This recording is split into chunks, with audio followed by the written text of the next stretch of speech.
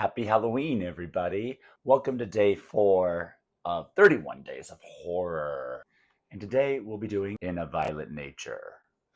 No, it has nothing to do with Jason or Friday the 13th, but it's obviously an homage to the great Jason. So I thought today this was fitting. I'm not going to wear this mask the whole video, though. That Jason's with us still in some way, because I feel like that is fitting for this film.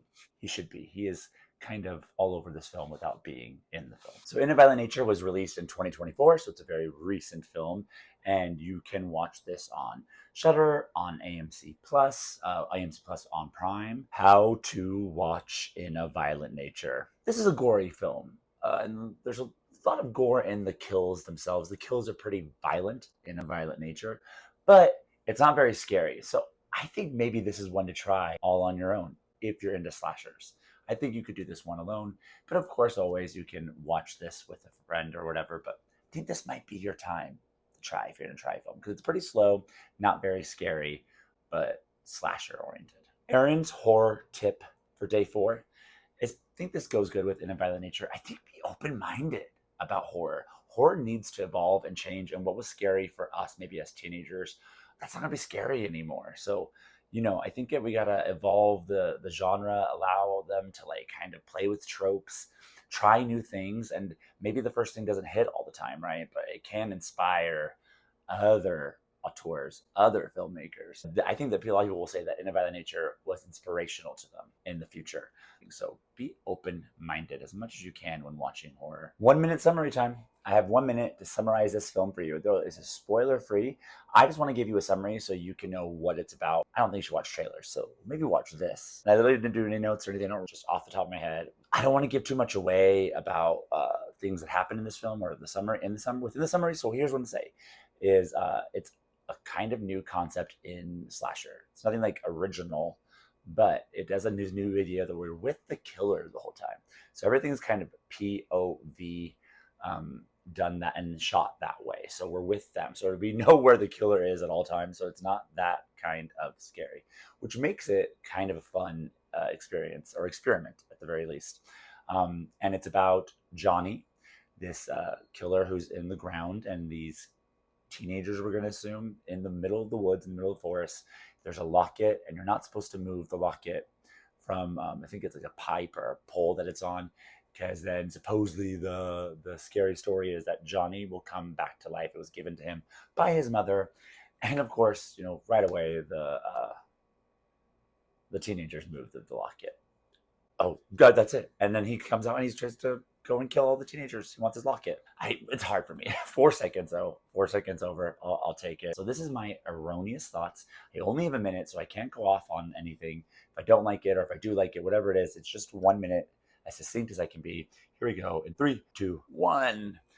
So I really love Johnny. I love this new slasher. I love this new killer. Yes, obviously this is Jason, right? This is obviously an homage to the man himself, Jason. And his name's even Johnny. Like, I think they're trying to really make, we know it is. It's also about a love letter to his mom. Like, he loves his mom, just like Jason, right? And he's going after these teenagers in the middle of the woods. And they're not camp counselors, but it is like in the woods and around like cabins and stuff. So this is obviously an homage to Jason, to Friday the 13th, and to slasher films in general, and kind of turning it upside down on its head.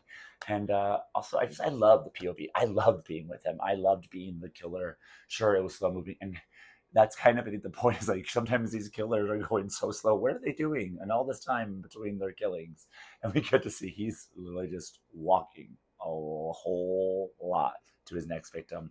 But when he does get to a victim, he does his job. So I don't know. I don't know if I love the film, but I love Johnny, and I love the concept of it.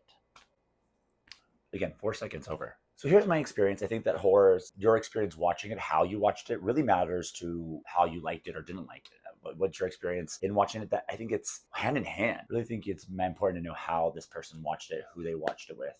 And my experience, you guessed it, I watched it alone. I had a good time. I did not mind the slow. I know it's slow. It's very slow movie. There's not much story to it at all. Maybe because people told me it was slow paced and I knew that it was going to be that. I was in for the ride of that's what it's going to be. It's not a spoiler to warn you that this is POV.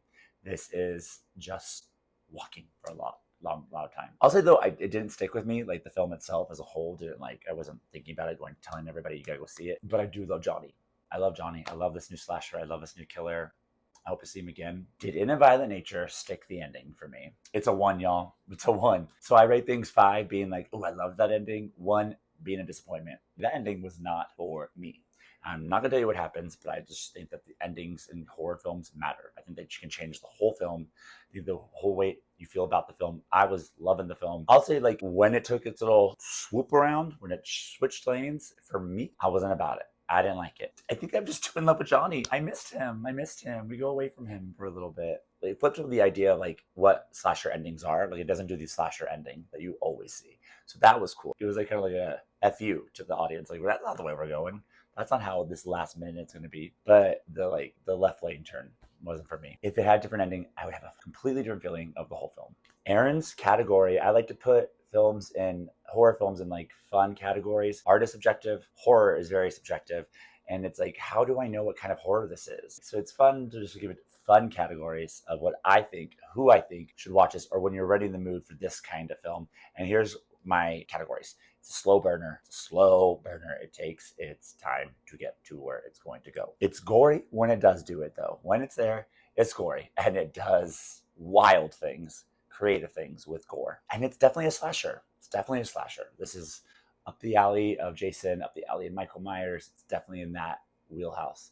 So it's slasher. Art. It's all art, right? Art is subjective, but I'm going to use the word art because I think it's playing with expectations. I think it's trying to challenge the ideas. I think people would say this it's an indie film, which I think everyone's just trying to say when they say like it's an art house film, an indie film. It's playing with concepts, experimenting with the concept. So it feels like artful in some way. But so I'm just gonna say art because that's fun, right? So it's a slow burner, gory, slasher art film. So if you're in the mood for those kinds of things, would I stab it again? Would I watch In a Violent Nature again? Yes, I would. I would because I want to see Johnny again. I miss him. I think also because maybe I'll have a different feeling about the ending. If I rewatch it with knowing the ending ahead of me, it may make me enjoy the film. Sometimes that happens a little bit more. I, again, liked it, but I want to be in love with it, like how much I am in love with Johnny. And on that note, this is going to be a new segment just for this film. A love letter to Johnny. Johnny, I love you. Welcome to the slasher family. I love slashers. They're what got me into the horror genre. So when I say welcome to the family, I mean it. You're not original, but hey, there's no original idea out there anyways. I think it's better actually to be an intentional copycat. But let's face it, you're something deeper than a copycat. You are an homage to all slashers, especially Jason. There are so many green flags about you. You love your mother. You're sensitive. You keep trinkets, so that means you're thoughtful. Those matter to you. You do move slowly, but many people are moving too fast through life. But not you. You move at your pace. You are creative. So creative. And on that note, when you do something, you do it your way and you do it right. And I love the mask. Love it. I hope to see many Johnnies out this Halloween. Maybe I'll be Johnny. So that's everything about In a Violent Nature. Let me know in the comments what you thought about it In a Violent Nature. I know this is going to be a polarizing film or a divisive film, but I love to hear what y'all think, even if you didn't like it, or even if you loved it. I want to hear all about it, as well as what horror movie should I do? Are there other horror films I should watch? I'm still in the middle of this, so maybe it'll be my first time watching this thing and you want to hear about it. Happy Halloween, Johnny, from me and from Jason.